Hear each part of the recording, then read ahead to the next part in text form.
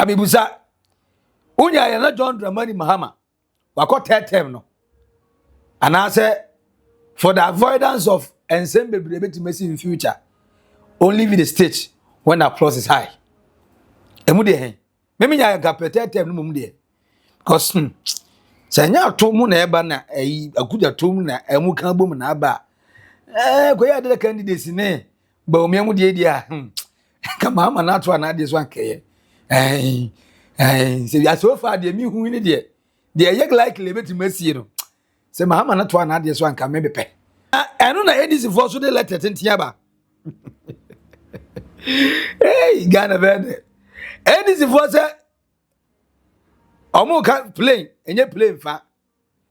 Nobody in the NDC say oh a potential candidate. Say we trim say one day you be a nomination.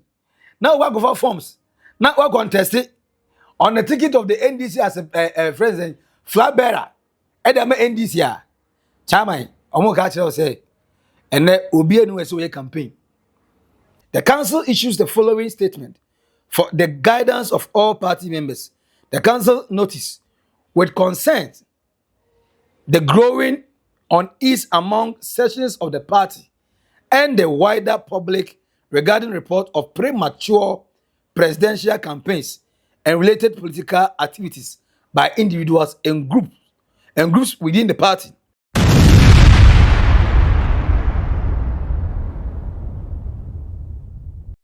John Dramani Mahama rejected third term push at closed door meeting with NDC elders. Papa na rejected. Say Ajman the obo say akosi 2027 na obo. John Mahama to bas relax. His Excellency. Say Ajman no obeyire ho aye say. Accra Kumasi expressway na oyo. Na friend say Godi ojini na dia magana ana Ghana for na currency no strong any na sefu obo no kosoro ozati me man ba form wow unyanku bebia. But John Dramani Mahama mpenifo go chia no for whatever reason okay say in parliament the majority leader Mahama Yarga abra MPP for year no third term for Mahama, no third term for Mahama. Ana Mahama Yarga kasi fe se Ghana 4% Mahama no ko third term omo at majority side the constitutional proceedings say a man ko third term no se eba ono obe allow obe lead because Ghana 4 and they decide who to lead them. So if all of a sudden Ghanaian feels say no, ya pese John Dramani Mahama twaso e got third term and ye kwanda ho ya manonko ante na NDC for the letter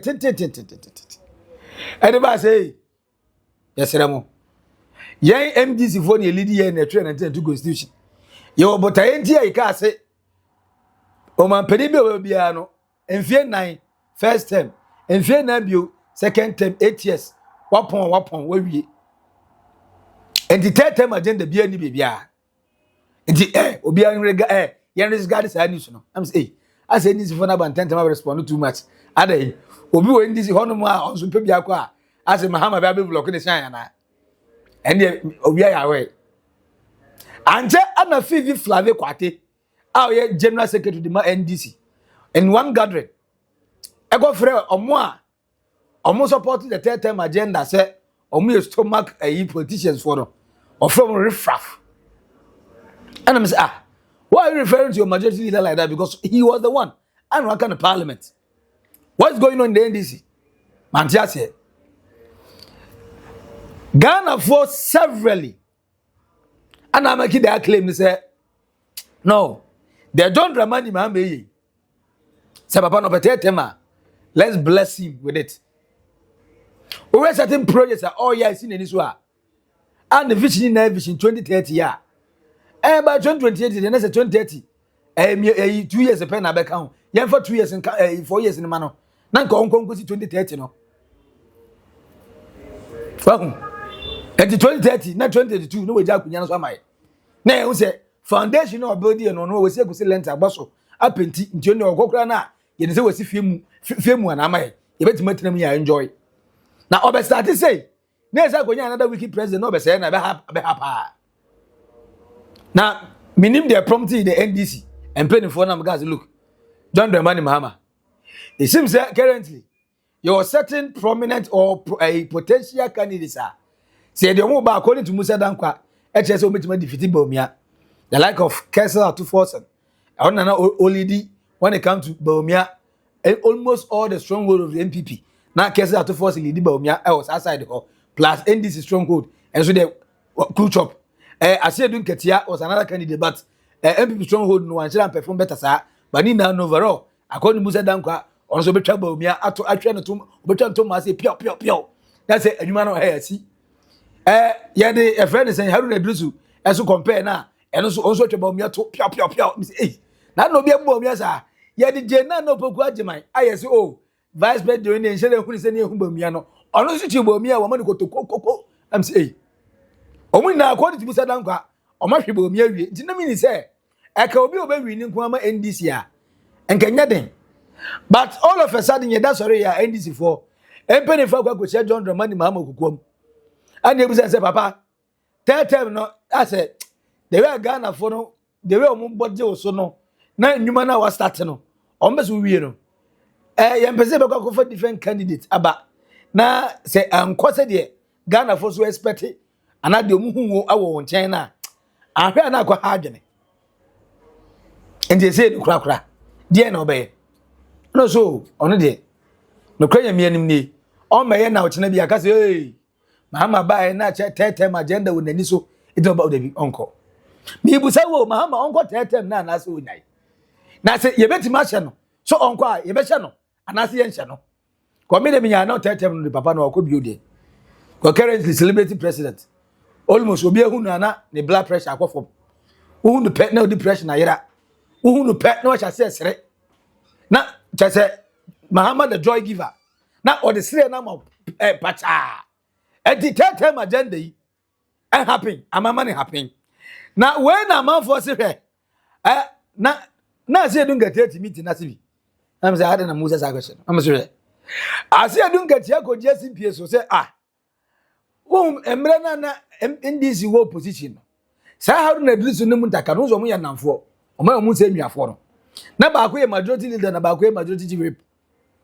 ana o mienu te se kasubom omo ne MPP fo no omo gross atopa me dase ana o se nkrofo no ma fo mo adwene te se yetena opposition bra no omo minority leader omo ye okay sa je yen nkrofo no firo ana Asiedu Nketia go grant interview so onim se na mi ya reduce ye vet ye so nyoma kin shere busa sa question no ana so on the adwuma de o ye ho bo na adwuma ga se no oji double pay MPP fo twa ne ka NDC fo twa ne ka enti de onim ni se o ye adwuma pa e de ma NDC na enie ense ne ne din ye guso ye gboro am say okay na de se ampa na asem ho Asiedu Nketia se ono na yibe ono na yibe ono gas ngrofo no omo se budade NDC enti yen claim mfiri ho owie ye na o say ye fast ye heri abse no but muntaka no so nani eden ye fa no interior minister na Haruna Iddrisu no so no enam ne brofo arishiro kontombre no o camp of man ye de keke enti ono so no ye fa no education because education there Ghana education ni na theory so ni na brofo unim brofo kapel Ghana ha unim ade obi a je fa Haruna Iddrisu kwasha education ye wie aduma ne asi na we na Kwesi Pratt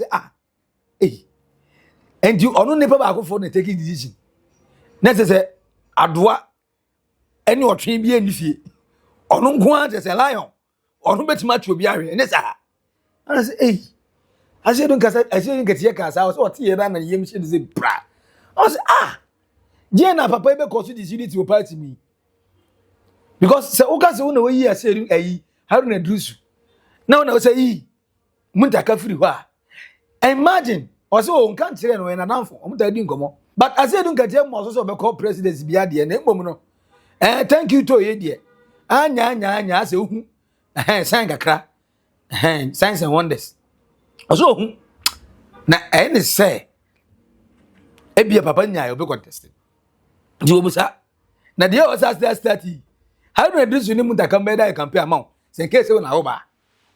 Also no. Kwan Asiedu Nketia fa so kasa ne de na nya. As o kire se NDC mu no. O to me che obi including John Dramani Mahama. Nti NDC for we. Na eno na NDC for so de letter tentia ba. Hey, Ghana bed. NDC for say omo can plane, enye plane fa. Nobody in the NDC say who a potential candidate. Say we will trim say one day you be a nomination. Now we go for forms. Now we contest it on the ticket of the NDC as a president flag bearer. Edama NDC a chairman omo ka kire say ene obi enu we say campaign. NDC because NDC nyemie kwan no kran to say wine ne be fan forms and now one never forms nti obi enu we be campaign and say Asiedu Nketia ka am yes sure mami kan gakra bi statement by the Council of Elders of the National Democratic Congress NDC that is a penifo no we there Asiedu Nketia no be so mutemni down or say the Council of Elders of the National Democratic Congress NDC wishes to inform all members of the party and the general public that it held a meeting with His Excellency John Dramani Mahama, President of the Republic of the leader of the NDC, on Friday, 29th of May, 2026. Following extensive deliberation on matters concerning party unity, discipline, and the collective responsibility of all members towards the successful implementation of the government's resetting agenda, the Council issues the following statement. For the guidance of all party members, the Council notice with consent the growing unease among sections of the party and the wider public regarding report of premature presidential campaigns and related political activities by individuals and groups within the party. The Council wishes to remind all members that the NDC is currently focused on delivering on the mandate entrusted to it by the people of Ghana. The Council wishes to remind all members that the NDC is currently focused on delivering on the mandate entrusted to it by the people of Ghana.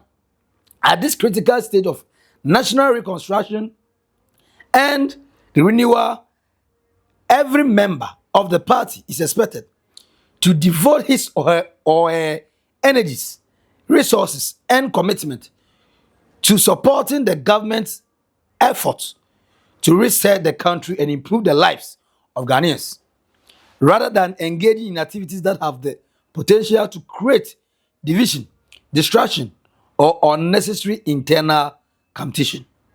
The Council further draws attention to the provision of Article 42 of the Constitution of the National Democratic Congress, which clearly stipulates the date and venue for the election of the presidential candidate shall be decided by the National Executive Committee, NEC, but that election shall take place at least 12 months before a national election date if the party is in power, and at least 24 months if the party is not in power. The Council emphasized that until the appropriate constitutional process have been initiated and the National Executive Committee has determined the timetable and guidelines for the conduct of presidential primaries, no individual, group, or interest bloc is authorized to undertake or promote any form of presidential campaign, whether directly or indirectly. Whether directly or indirectly. Whether directly or indirectly. Now, accordingly, the Council of Elders directs all persons engaged in such activity to cease forthwith. This includes all forms of campaigning, mobilization, endorsement, publicity, or related activities intended to advance the presidential ambition of any prospective candidate. The Council calls on all party members to remain focused on the larger task before us, consolidating the party's unity, supporting the government's transformational agenda, and working together to fulfill the expectation of the Ghanaian people, directly or indirectly. Eti weno minim say Asiedu Nketia fans say one fans o guys say mbre bi you go say Haruna Iddrisu say onya presidential or presidential mission and so Jenana Buku Ajimai obey fine president and the areas were throwing support just like now o throwing support when John Dramani Mahama any your friend say was it Kwabena Dufo o throwing support ma Kwabena Dufo no but still under John Dramani Mahama that's so a play role but Asiedu Nketia thank you to na man for say that no where the as a campaign na papa no kono as a papa no o make sure say win the heart of the NDC people. So they be do election on Metro as the presidential candidate. But to say no MP NDC, omo elders and they say ceasefire. Tiere, say I say don't get thank you to, and that's all thank you to you. But currently, one in Omo no one, nobody in the NDC directly or indirectly, and so here is a campaign. But the question now remains.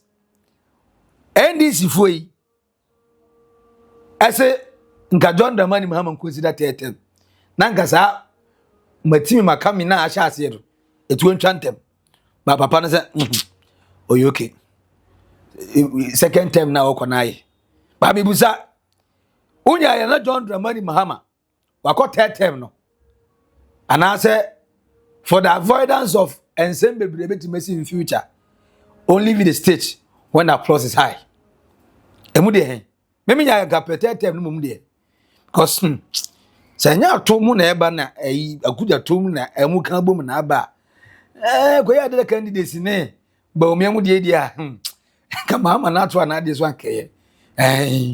Se ya so far de mi hu ni de. De ye like lebeti masi no. Se Mahama na to na de so anka me bepe. Ba minimo de ka kire me e comment section na say so we are now we new our channel so subscribe like in a shame unya eso enya bi no hwe ne di no e ba ko pe max billion I will make it true to old Boga Trends Macau. Bye bye.